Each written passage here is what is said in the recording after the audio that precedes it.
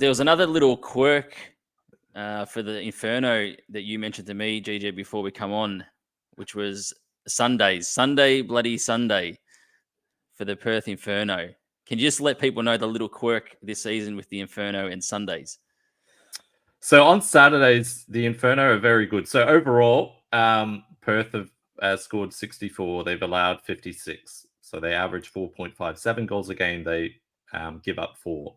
On a Saturday, they are unreal. In 7 games, they've scored 37 goals, which is an average of 5.29 goals a game, and given up just 17. So that's an average of 2.4 goals a game. So about a 2.8 goal per game difference. And they've won 6 games in regulation and 1 game in overtime on the Saturday. Undefeated on a Saturday. On the Sunday, it's a different story. They've scored 27 goals, an average of 3.8, and they've given up 39, an average of 5.57. And their record is 1 regulation win, 5 regulation losses, and 1 overtime win. So it's been... I had a chat with head coach Graham Hyde on the Sunday, and he mentioned, and this is it's a valid point, on the Sunday, when you start a game at 8 o'clock in the morning at Macquarie, that's 5 o'clock in the morning Perth time for the girls. So, and they're getting to the rink 2 hours earlier, which is 3 in the morning.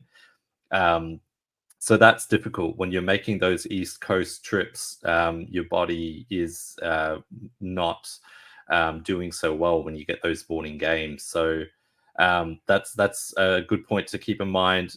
Thankfully, finals, the games are at around the same times, Saturday and Sunday afternoon. The ice too on Saturday was really soft and went to, it was hard on the players' legs. So when you've been traveling, you have that, you have about a 12-hour or 14-hour, not even 14 hours in between games. It's going to show in some way. And Andrew Egan, Sunday morning coming down, hard yards travel wise. Yep. Yeah, 100%.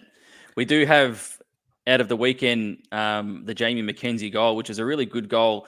And I think she was coming off a change and just found the right place, right time, picked up the puck on the blue line. It was a really good finish as well. Start off. Shellpipe Crumpton takes the puck, and now Salmon to McKenzie. McKenzie in on Moonen. Backhand shot and scores. What a goal by Jamie McKenzie. I think it was a really nice goal, and I think Jamie McKenzie has been a really good addition to that Inferno team as well. Yeah, a useful player, right? You're very noticeable. You mentioned the streak that she has. What is it? 5 goals and 7. It'd be 6 goals and 7. 6 and 7.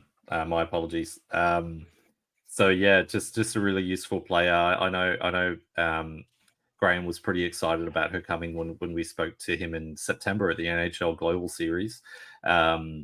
But it's been a useful addition to the team. And Heidi, he scrambled the lines a little bit over the weekend. So we're used to seeing Acker in between Scala and Clark Crumpton, but he put Salmons in there, and man, they fired up on the Saturday and generated a lot of chances on the Sunday. It's always nice to have options.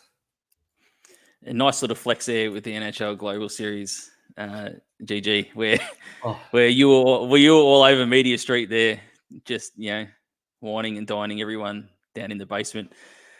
As an introvert, it was sheer hell. It was a lot of fun. People think, oh yeah, that's great. You must be like an extrovert. It's like, Jesus, I feel I'm crapping myself the whole time. Even at the game on Sunday, afterwards, I'm just. Ella Lakari came up and said some nice words, but I was too nervous to actually approach any players. Come on, GG, you're the voice of the sport here, mate. Before we move on to the sirens from the Inferno, just on Mackenzie, we do actually get family members from Canada tuning in. Jamie Mackenzie's on the YouTube stream, which is really cool. So shout out to them for tuning in at all hours of the mornings or wherever the time it is over there. It's really cool.